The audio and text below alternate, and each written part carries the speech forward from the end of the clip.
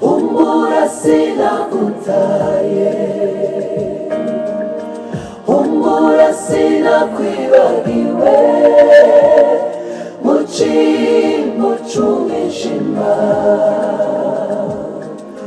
uzaniye umuco. Humura sinagutaye, humura sinakwibagiwe, mucimbo c'amarira uzaniye indirimbo. Tuzabona intwari z'Umurenge zishwe zizira uko zaremwe, zishwe zizira ubwoko. Tuzababona Murenge humura, tuzabona General Rukunda Michel Makanika wabaye agakiza k'umunyamurenge, wabaye agakiza k'ubwoko, wabaye agakiza ka gakondo. Tuzabona Colonel Musore, tuzabona Boneri, tuzabona Mugunga, tuzabona Mungura, tuzabona Rubondeka n'abandi bose bishwe kugira ngo umunyamurenge abeho, bishwe kugira ngo tudatakaza gakondo. Imbuto mwasize mubivye zirimo gushibuka. Murenge urakabaho, humura Murenge, ejo ni heza. Ni ibintu njya nibaza kenshi nkumva kubera iki ntashobora kurenga aha hantu. Abaririmbyi bakomeye kubera iki batajya barenga hano hantu. Yaransubije sinzi niba byibuka, arambwira ngo impamvu nuko nta gihugu mugira. Nabyumva cyane. Rimwe na rimwe n'abagerageje kugira ibyo bageraho bikomeye bikitirirwa ibihugu by'abandi.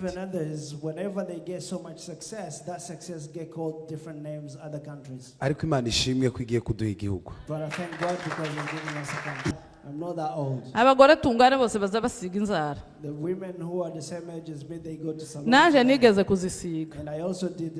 Ariko ndavuga sinoza nje gusiga idolari 80 buri gihe ngo nagiye kogesha amaguru cyangwa gukoresha inzara.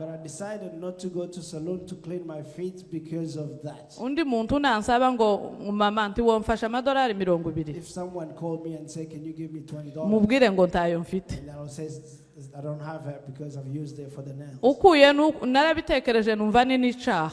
It's a sacrifice of life. It's a sacrifice of life. Tugomba gutanga amaraso. We have to give our blood. Tugomba gutanga ibyo dufite byose. We have to give everything that we have. Kugira ngo tubashe kubaho nk'abandi. Ndagira ngo babanze bacana amatara ho gato. Can I ask for the lights to be turned on a little bit? Yeah, aya ngaya. The lights here, please. Yes. Murakoze. Turashimye kubw'uyu mwanya muduhaye. We thank God for this time that you've given us. Ndashimira ubuyobozi bw'urubyiruko. I thank the committee of the youth. Nabasabye uyu mwanya barawuma. I asked for this time and he gave it to me. Nanjye mbanje gutanga pole ku Banyamurenge bose. I'm also giving condolences to all the Abanyamurenge. Kubw'ibihe bitoroshe turimo kunyuramo. For everything that we are going through. Ndakubwira abantu ngo mwihangane ejo ni heza. We tell people to be strong because tomorrow is going to be good. Ntatinze nkuko yarabivuze. Without taking too much time. Uyu mubyeyi niwe nigeze kubaza, niwe wigeze kunsubiza ico kibazo. This mother here told me about that question. Nigeze kumubaza ngo ese kubera iki abana b'Abanyamurenge dufite abanyempano. I asked that why is it that young men of Abanyamurenge have talent? Ariko tugira ahantu tutajya turenga. But there are places that we do not go. Yaba muri gospel yaba no muri zindi mpano zitandukanye. Whether it's in gospel sings or other gifts. Hari ahantu tutajya turenga. There are places that we cannot go. Ni ibintu njya nibaza kenshi nkumva kubera iki ntashobora kurenga aha hantu. I keep asking myself, why is it that I cannot go past this line? Abaririmbyi bakomeye kubera iki batajya barenga hano hantu. Our great singers, why is it they cannot go past this line? Yaransubije sinzi niba byibuka. She answered me and I don't know whether she remembers it. Arambwira ngo impamvu nuko nta gihugu mugira. She answered and said the reason why you don't go past that line because nabyumva cyane. you don't have a country. rimwe na rimwe n'abagerageje kugira ibyo bageraho bikomeye bikitirirwa ibihugu by'abandi. Even others, whenever they get so much success, that success get called different names, other countries. ariko Imana ishimwe ko igiye kuduha igihugu. But I thank God because He's giving us a country. Yes. Rero natinze, Without delay, hari indirimbo nakoze muri iki cyumweru there is a song that I created this week. yo guhumuriza umunyamurenge, That is a song that's supposed to comfort Abanyamurenge, yo kumusubizamo ibyiringiro, so that they can give you hope back. ndetse ivuga no ku ntwari yacu. And that song says a little bit about our hero. Ntago dutinda, We're not going to be long. baraza kuzimya ayo matara hanyuma muze gucana ayo mabuje mufite They are going to turn off these lights, and then you should start the candle up, kugira ngo abawitonze katapfa kugira ngo tuze gufatikanya. so that we can do it together. Akandi kantu ka nyuma, The last thing, sinzi abaririmbyi twakoranye ejo niba bari hano I baze. don't know if there are singers that we sang, so they can come up here. Ndashaka abantu muri mwebwe bashobora kunyemerera, I would like for people, if they can accept. hari impapuro mfite hano, There are papers that I have here.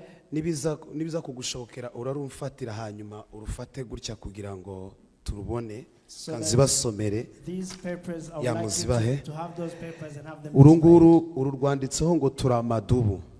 This says we are bears. Uru rwanditseho ngo kugeza ku mutonyi wa nyuma This says- twirwaneho, Until the last drop of blood, twigwaneho. turi amadubu. We are bears. Save Murenge, Save Mulenge. ejo ni heza Murenge, Tomorrow is good to Mulenge. makanika. Makanika. Uru rwanditseho ngo uje iwabo ntawe umutungira itoroshi. This says that if whoever going home, nobody needs to light the torch for him. Ya n'izindi muragenda mubisoma, abaza kunyemerera bazifate noneho baze kwegera nk'ahandi imbere hari amatara, So we'd like people to muraba come and mugize hold neza here. cyane.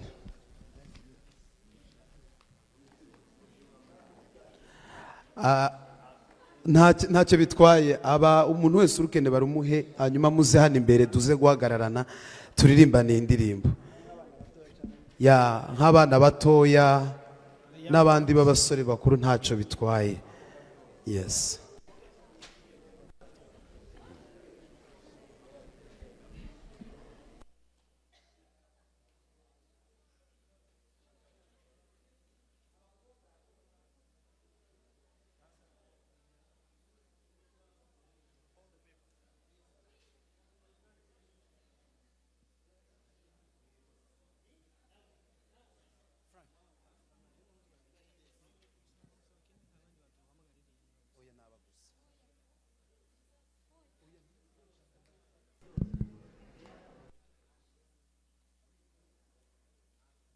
Yes, ntago ari nyinshi cyane murambabarira. Hanyuma twegere na hariya gutya noneho mudusigire umwanya wo hagati.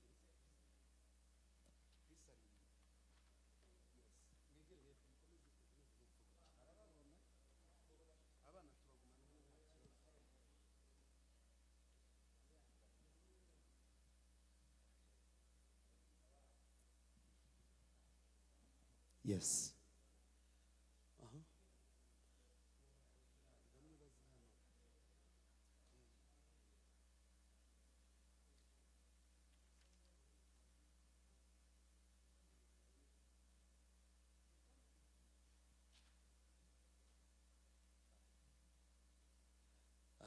Ndibaza ari ibyo. Kri, ready? Ready? Okay, abandi noneho mutuzimize amatara, abandi muhaguruke nutwemerera ucana akabuji ufite duhagaze. Murakoze, Imana ibahe umugisha. Muze kuducana kugira ngo tuze kuboneka twose.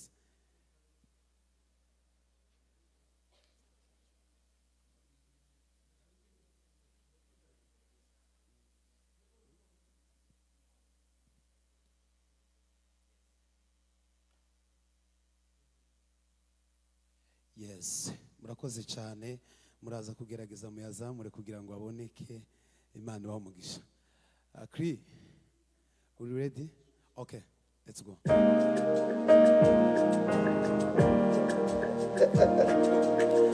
Humura sinagutaye bamuhaye sample muheze original. Yes, mu gihe bari kubikora mwotwemerera buri muntu agapapuro afite akagasoma, byaba ari byiza. Reka mbahe microphone amuheze original ariyo dukoresha muri ambabarira. Yes.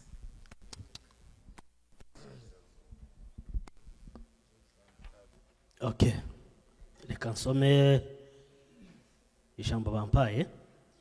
Uje wabo ntawe umuntu umutungira itoroshi.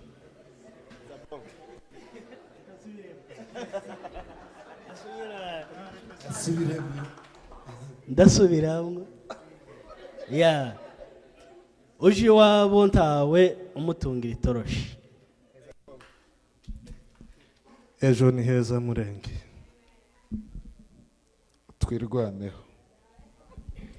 turi amadubu. Uje wabo ntawe umutungira itoroshi.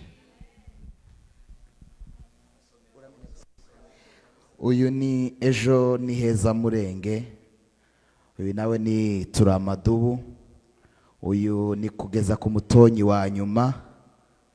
Kugeza ku mutonyi wa nyuma twirwaneho turi amadubu save Murenge. Ejo ni heza Murenge makanika.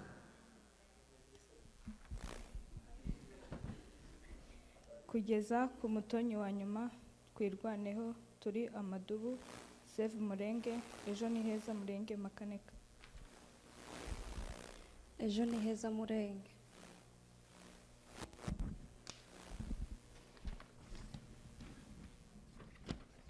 Twigwaneho.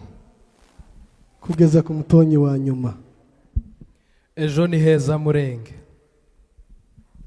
Kugira ngo nabo hariho twasize.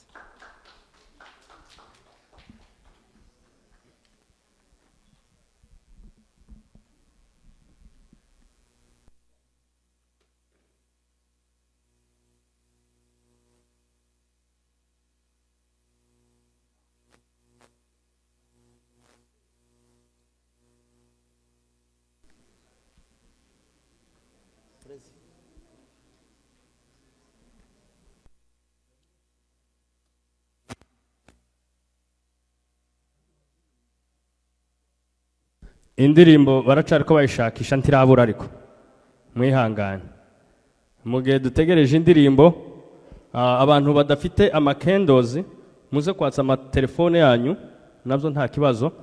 Kandi yes, kandi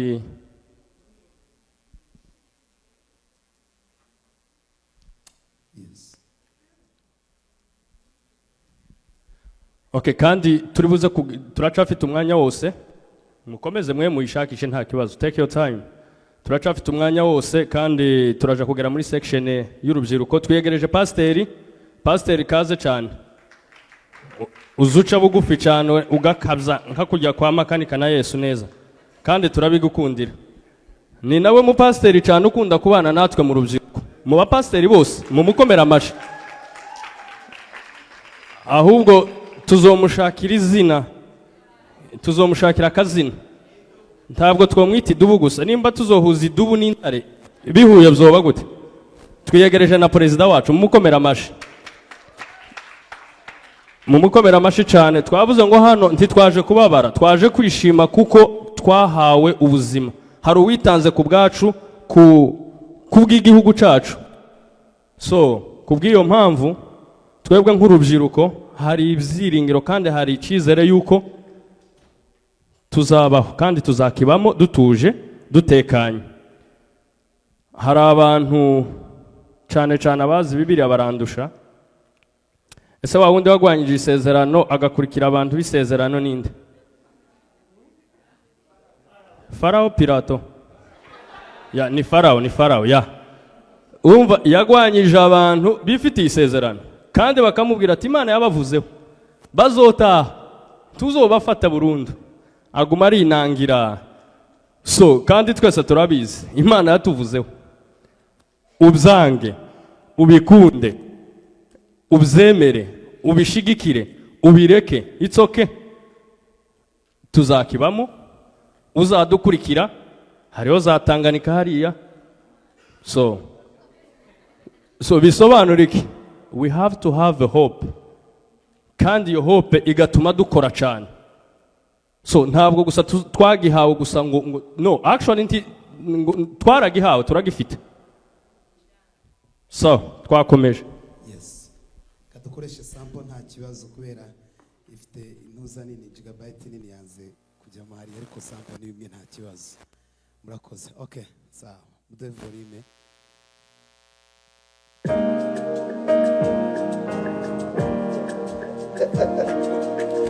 Humura sinagutaye,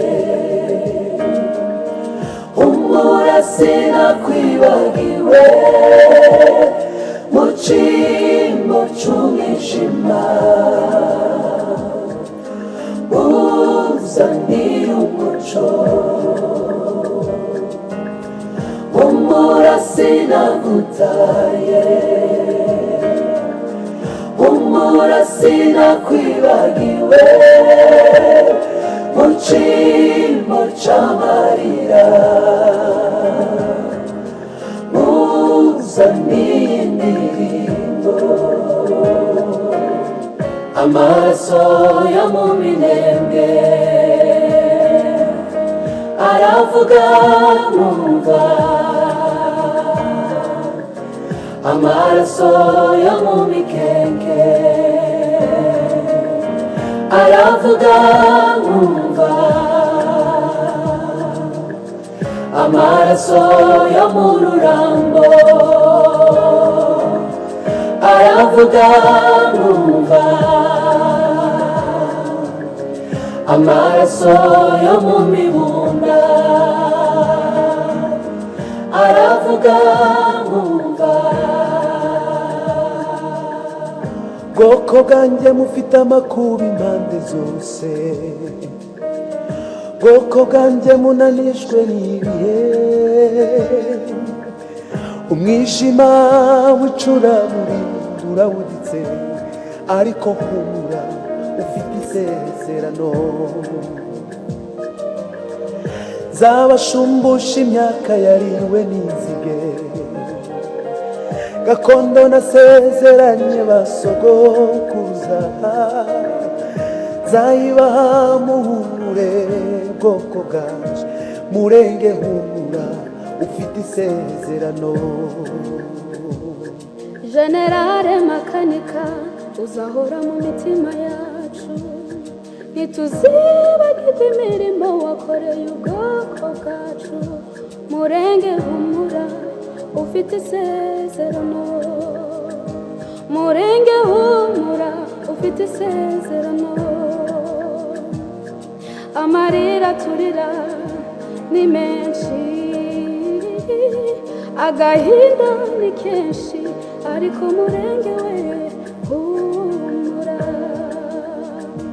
murenge humura, murenge humura, murenge humura ufite isezerano. Humura sinagutaye, humura sinakwibagiwe, mu cyimbo cy'umwijima uzaniye umuco. Humura sinagutaye, humura sinakwibagiwe, mu cyimbo cy'amarira uzaniye indirimbo. Tuzabona intwari z'Umurenge zishwe zizira uko zaremwe, zishwe zizira ubwoko. Tuzababona Murenge humura, tuzabona Generale Rukunda Michel Makanika, wabaye agakiza k'umunyamurenge, wabaye agakiza k'ubwoko, wabaye agakiza ka gakondo. Tuzabona Koloneli Musore, tuzabona Boneri, tuzabona Mugunga, tuzabona Mungura, tuzabona Rubondeka n'abandi bose bishwe kugira ngo umunyamurenge abeho, bishwe kugira ngo tudatakaza gakondo. Imbuto mwasize mubivye zirimo gushibuka. Murenge urakabaho, humura Murenge, ejo ni heza. Humura sinagutaye, humura sinakwibagiwe, mu cyimbo cy'umwijima uzaniye umuco. Humura sinagutaye, humura sinakwibagiwe, mu cyimbo cy'amarira uzaniye indirimbo. Amaraso yo mu minembwe aravuga nkumva, amaraso yo mu mikeke aravuga nkumva, amaraso yo mu rurambo aravuga nkumva, amaraso yo mu mibunda aravuga nkumva. Humura sinagutaye, humura sinakwibagiwe, mu cyimbo cy'umwijima uzaniye umuco. Humura sinagutaye, humura sinakwibagiwe, mu cyimbo cy'amarira uzaniye indirimbo. Murakoze, Imana ibahe umugisha.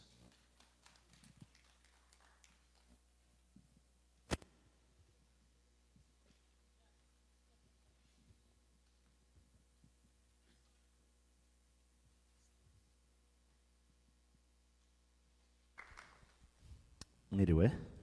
Good afternoon. Murambabarira ntago nari mfite gahunda yo kuvuga. I apologize, I didn't really have, I didn't plan to talk today. Ariko ndatekereza kuko ntobura icyo mvuga kuri uyu munsi. But I know that I cannot, I will have something to say because of the day today. Umusore udafite icyo amaze. A young person who does not have something that he has for the people. Ararutwa n'umusaza usigaranye umunsi umwe wo kubaho. He's less than an older person who only has one day left to live. Bisobanura gute? What does that mean? Kubaho imyaka myinshi. To be alive for a longer period of time. Nta kintu uri gukora. Without doing anything. Birarutwa no kubaho umunsi umwe wawukoresheje neza. I'd rather live one day and use that day wisely. Niko numva nababwira. And that's probably what I can say. Rero mwe mufite amahirwe yo kubaho igihe kirekire. So for those who have a long time to live, don't just live. Ntubeho gusa. Ubeho uri umuntu ufite agaciro one mu muryango wawe. Please be there so that you have an important part to play first in your family. Icya kabiri muri community. Secondly in your community. Icya gatatu mu gihugu. And the third for your country. Birababaje cyane umuntu gupfa. It's sad for someone to die. Ugasanga gusa abantu baririmbanaga muri korali nibo bamuzi. Only, and you realize that the only people that know him are the people that he sing with in choir. Ntazwi muri community. He's not well known in the community. Nta kintu na kimwe amariye abandi. He's not as important to other people at all. Uwo sinzi uko twamugereranya nawe tubeho gutyo. So I don't think that person, we should live our lives like that. Ifo kubaho mu buzima bufite intego runaka. We should be there, we should live a life of purpose. Twebwe us Nobody made an application to be born in this family or in this community. nta muntu wasabye kuvuka muri uno muryango. Nta muntu numwe wasabye cyangwa wakoze application ngo avuke ari umunyamurenge. Nobody applied to be born as a Munyamulenge. Neither God did not make mistake kugira ngo uvuke uri umunyamurenge. N'Imana nayo ntiyakoze amakosa kugira ngo uvuke uri umunyamurenge. Hari abantu bari proud nuko bavutse ari abanyamurenge. There are people who are proud to be born as a Munyamulenge. Are we really proud to be a munyamurenge? Are we really proud to be a Munyamulenge? Njewe niyo uvuze umunyamurenge nabi, for me, even if you say something bad about Munyamulenge, hari igihe no kwibagirwa ko ndi n'umukristo nkagukubita. there is sometimes I may forget that I'm a Christian and beat you up. Kubera ko Because bavuze umunyamurenge, when they're talking bad about Munyamulenge, ni wewe bavuze. it's you who they're talking about. Wari wagera ahantu, have you ever been somewhere wamara ugasanga tuvuge ku rugero I travel to Texas. Let's for example, let's say I travel to Texas. Ngezeyo ngasanga bari kuvuga Frank neza cyane. When I Cyangwa get there, Douglas. I found that they're talking very good thing about Frank. Duturanye n'abo bantu. And we live with those people. Tubana mu kanisa n'abo bantu. We live and pray in the same church with those people. Tubana muri community n'abo bantu. We live within the community with those people. What do you think? Uko niyumva, uko ntekereza. How do you think I feel about that situation at that time? Ndabyishimira, right? I'll be very happy for it, right? Rero inzira yose bashaka kuminimizinga ubwoko bwawe. For every little way that they can use to minimize your people or your, ni wewe bari kuminimizinga. They are minimizing you. Mu gihe bavuga ubwoko bwacu nabi. If they talk bad about our people, Abanyamurenge, even if they didn't mention your name, ariko ni wewe bahaye bavuga. They are talking about you. So ikintu cyambere, the first thing, tugomba kuba proud of who we are. We have to be proud of who we are. Twarangiza, and then after that, abandi bantu bakabona kuduha ku gaciro. Other people will give us respect. Ariko tutihaya ku gaciro, if we are not given that, if you don't give ourselves that respect, nta muntu n'umwe uzakaguha. Nobody is going to give you that respect. Mufite accent nziza. You have nice accent. Ariko every single time, but igihe cyose, the first question they ask you, they be like, where are you from? The first thing they ask you is, where are you from? Why do you think they ask you all that? No, it's like they are telling you you don't deserve to be in this country. It's like they're telling you, where are you from exactly? Got it? I always tell my kids, kugira ubuhanya, to be in a bad luck, kugira amahirwe make, to have bad luck, please, kugira amahirwe make, to have bad luck, ntabwo ari ukutagira akazi keza. It's not about having a good job. Ubuhanya, to have bad luck, mwisi yose, in the whole world, mwisi yose kuba umuntu w'amahirwe makeya mwisi, in the whole world, to have bad luck nukutagira iwanyu, is to not have home. Nukutagira gakondo yawe, it's not to have your own home. Nukutagira ahantu, anywhere you can call home on this planet. Aho okwita iwanyu. Iyo udahafite, without that, if you don't have that, uri umuntu w'amahirwe make mwisi. You are the most unluckiest person in the world. Wari wagenda ku kazi? Have you been to the job? Cyangwa ku ishuri? Or at school? Cyangwa handi hantu? Or somewhere else? And you get so stressed. And you get stressed? Ukaba warushe mu bitekerezo, warushe ku mubiri, uri stressed. You are tired in your brain, but you are stressed out. And then you feel like, I can't wait to go home, to end this shift and go home. Ukumva nkaho ugomba gutaha mu rugo ngo uje kuruhuka. Ukumva ukeneye kuja mu rugo kwishima no kuruhuka. You feel like you have to go home to be happy. That's how we should feel when we are in America. Niko tugomba gufilinga dukeneye gutaha iwacu. That is exactly how we should feel here in America, thinking about going home. Niko kuri. That's the truth. Tugomba gufilinga kuko turi so stressed. We have to think that we're very stressed out. Unpeaceful people. And they're not peaceful. Uncomfortable people. Very uncomfortable. Kugira ngo tuje kuba iwacu. So that we can dream and go home, our own home. Kandi iwacu ntituzohaba. And at home, we're not going to be there. uryamye gusa ngo there is some people who are working on it. In a dream, thinking that someone else is working for your home. If they are killing us, if they're killing us, if they are killing our brothers, if they are killing our sisters, if they are raping them, our moms, if they are doing the whole kind of bad things to our brothers and sisters, should we keep quiet? Should we keep quiet? Should we eat and sleep and just feel comfortable?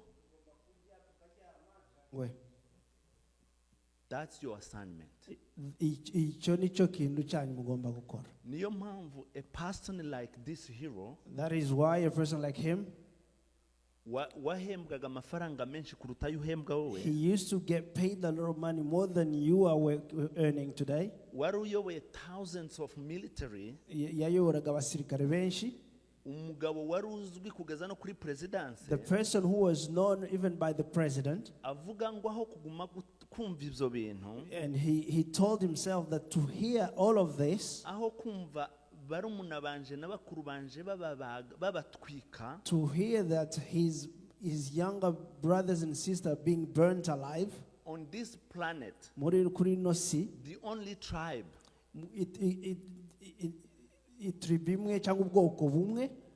people can make a barbecue from ubwoko nibo abantu botswa kuri barbecue bw'inyama. Abanyamurenge. Twebwe baratwokeje. Abanyamurenge nibo bantu babona. Abanyamurenge is the only person when they see them, akabona arimo imboga.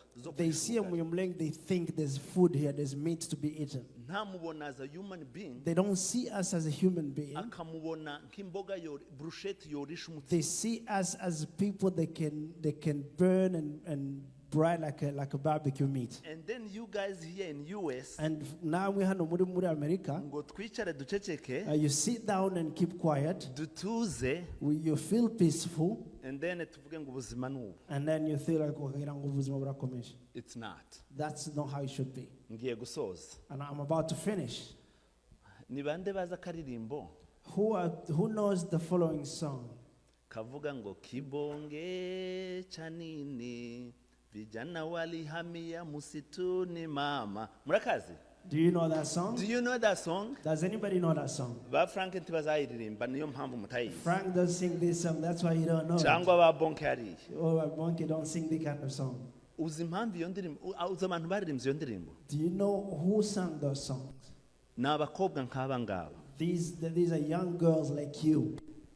Abahungu baratabaye baje kurwanira igihugu cy'u Rwanda. Young boys left and went to help out in the war in Rwanda. Ngo bagereyo, when they got there, uko bahabarwanira igihugu, when they're fighting for their country, abahungu babarezi nkatwe hano twasigaye tutagiye gutabara. The lazy boy who did not go to fight, who stayed behind. Bano bakobwa bakazaba muraguma mukabyimba gusa mukibonge cyanini unavimbia nini kurago mukabyibuha gusa.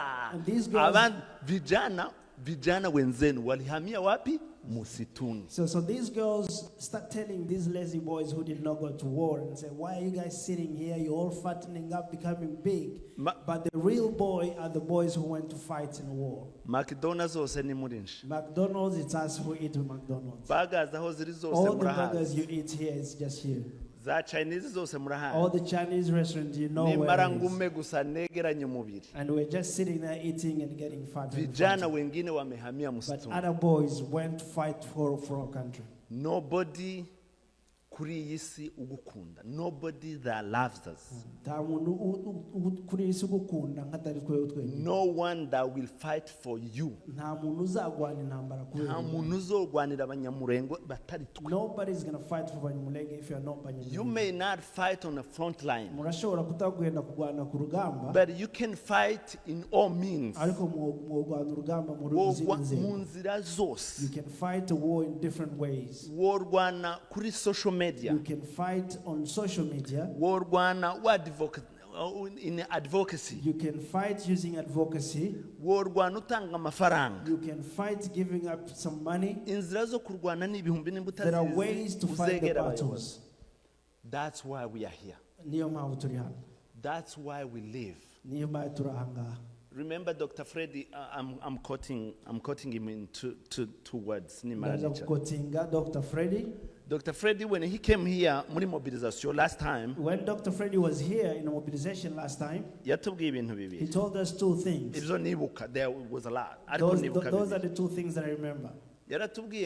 He told us this generation, ngo ino generation yacu, nimba tutarwanya uburenganzira bwacu, if we don't fight for our own right, kugeza tubayeho, if you don't fight for our right until we're here alive, the generations to come, the generation izaza, ngo bazovuga ngo ba data na basokuru babaye imbwa. They will tell us that our fathers and our grandfathers were not men enough. Tibakoze ibyo bagombaga gukora. They did not do what they're supposed to do. Ikindi kintu yavuze, the second thing that he said, yaduhaye urugero, he gave us an example rw'ingurube n'inkoko. Of a pork and a chicken. Ndarangije. Ingurube n'inkoko, a pork and a chicken. Ngo byagiye muri party. The pork and chicken went to the party. Ngo bigere muri party. When they go to that party, baracelebra. They celebrated. Ngo barangize inyama zirashira n'amagi arashira. In that party, they ate a lot of, and they finished all the meat and the eggs were finished. Noneho ngo baravuga ati mutababwira inkoko n'ingurube ati mutabara inyama zashize n'amagi yashize. And then they told everybody, we need to make sure that we find some food, some meat and some eggs. Try your best and give us meat. And they're telling people, we need to bring us meat and eggs. And then give us eggs. Bring eggs here. Ingurube ngo ihindukira n'inkoko. And then the pig looked at the chicken. Irayibwira ngo wowe wogira ucyo gusukazana amagi.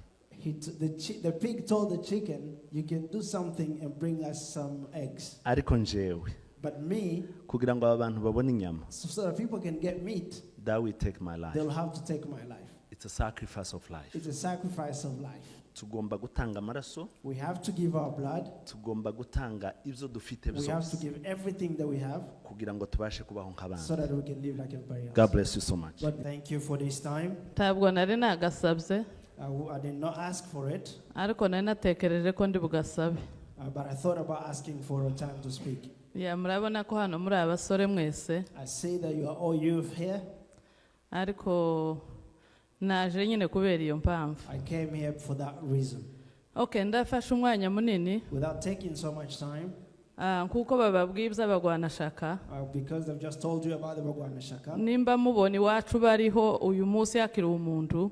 If you see, the reason why we still have people back home, nuko hari abitanze. It's because there are a group of people who gave themselves. Kandi uko bitanze, what they did, hari n'abandi bitanze mu bundi buryo nkuku nguku nyine mubona turi ino. There are other group as well who did exactly the same thing. Kera njewe tukigera n'abantu bose barazaga bakavuga ngo baje bafite intego yo kuvuga ubutumwa, ngo baje no kuvuga ubutumwa. A lot of people have noticed that every person that come here, they say when they get to America, nje narabwiraga nti nukuri iyo ntego nje tayo nza numva kandi nta nubwo nza mvuga. I didn't feel like I have that in me to talk about the word of God. Ariko musi iwacu intambara itangira. But the day that the war started at home, uwo munsi nahise nabwiye umugabo wanje ngo menye impamvu Imana yanzanye muri Amerika. I told my husband that I know why I was brought to America. Okay, ntagiye kure. Without taking too much long. Murabizi ko iwacu ntitugira abantu na bamwe badusupportinga muri ino myaka yose. You know that at home we do not have any single organization that helps us at all.